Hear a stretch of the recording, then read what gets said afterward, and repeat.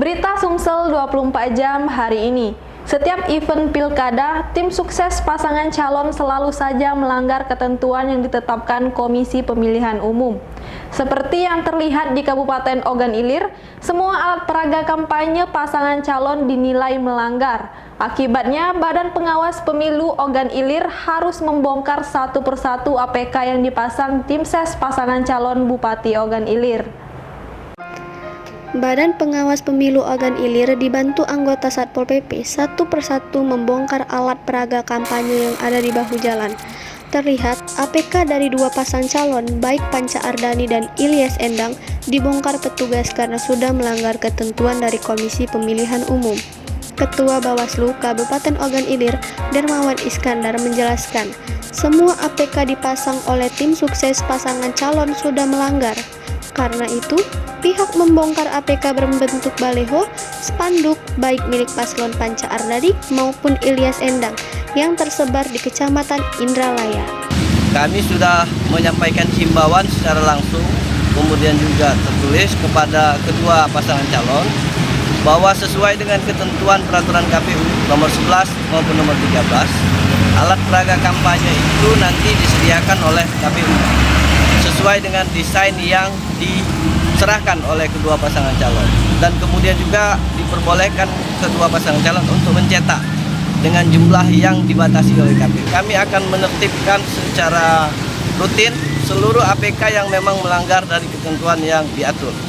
Reporter dan juru kamera Muhammad Wijan, palpres.com.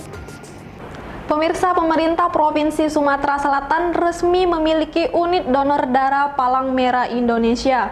Keberadaan unit donor darah ini sebagai pemenuhan darah kepada warga yang tinggal di daerah terdekat Kota Palembang. Gubernur Sumatera Selatan Haji Herman Deru resmi menandatangani prasasti sebagai tanda diresminya unit donor darah Palembang Merah Indonesia Sumatera Selatan tadi siang. Keberadaan unit donor darah PMI ini diharapkan bisa memenuhi kebutuhan darah di daerah terdekat Kota Palembang. Gubernur menjelaskan keberadaan unit donor darah PMI Sumsel dikarenakan dirinya pernah mendapat cerita jika ada warga yang meninggal karena tidak mendapatkan pendonor. Kemudian ada pula warga yang ingin mendonor tapi tidak tahu golongan darahnya. Oleh sebab itulah dia berharap unit donor darah ini bisa dimanfaatkan dengan baik sehingga kebutuhan darah bisa terdistribusi ke masyarakat yang membutuhkan. Harapan kita setelah ada UDD dan kawan juga menyampaikan ke masyarakat bahwa kita ada pelayanan donor darah, dan di sini pasti darah itu akan termanfaatkan dengan benar dan terdistribusi dengan benar.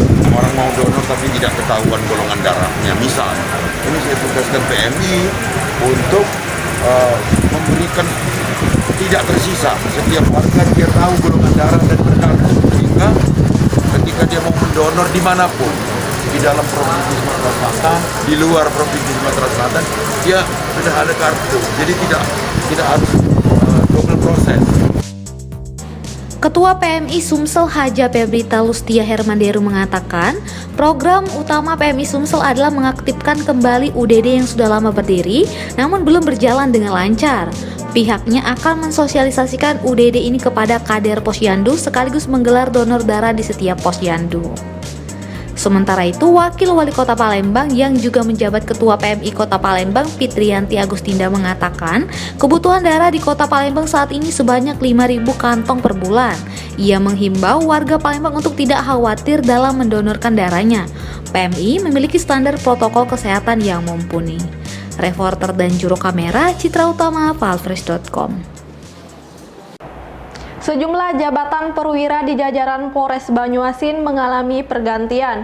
Upacara serah terima jabatan ini langsung dipimpin Kapolres Banyuasin AKBP Dani Sianipar. Dalam amanahnya, Kapolres meminta para pejabat untuk tinggal di wilayah tugasnya agar setiap kejadian cepat ditangani.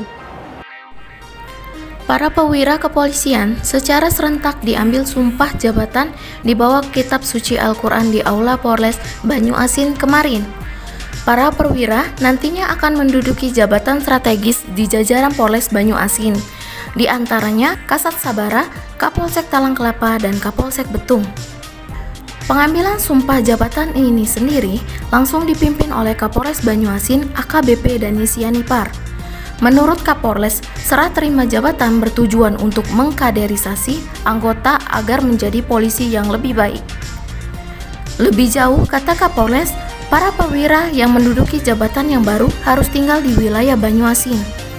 Hal ini bertujuan agar para pejabat selalu sigap dan cepat menangani jika terjadi sesuatu di wilayah tugasnya.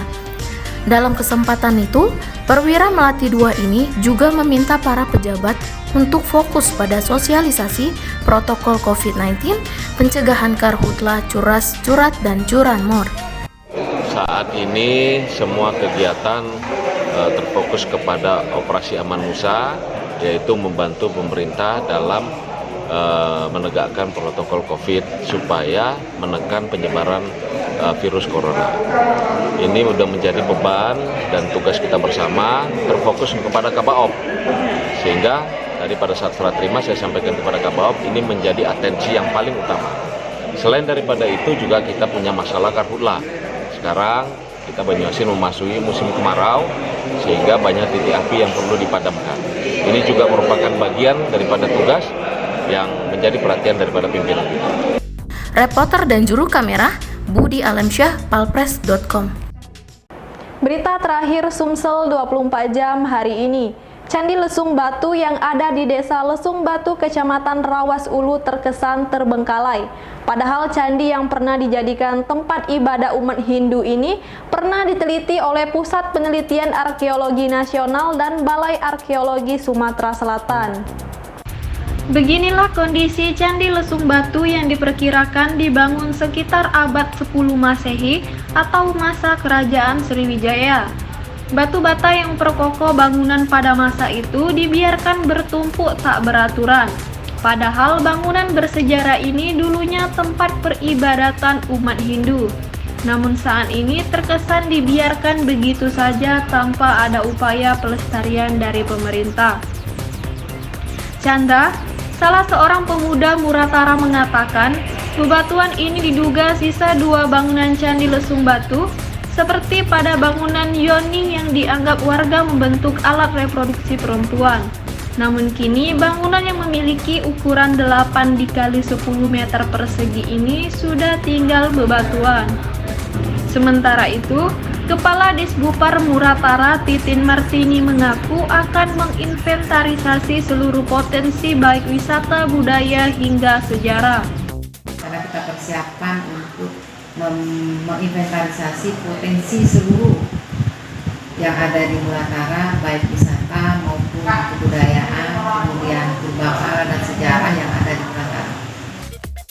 Reporter dan juru kamera Sony Harsono, palpres.com. Demikianlah berita Sumsel 24 jam hari ini. Saya Sri Depi, sampai jumpa.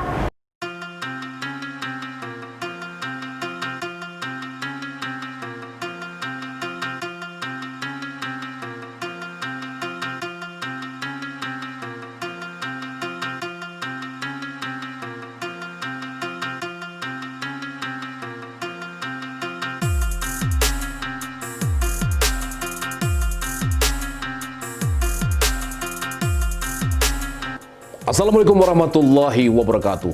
Sahabat pemirsa, sahabat-sahabat pecinta dunia misteri, sahabat-sahabat pecinta dunia spiritual dan metafisika.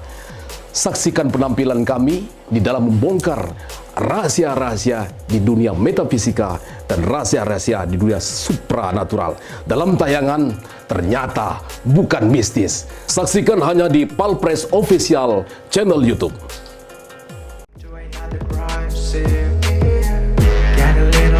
Gas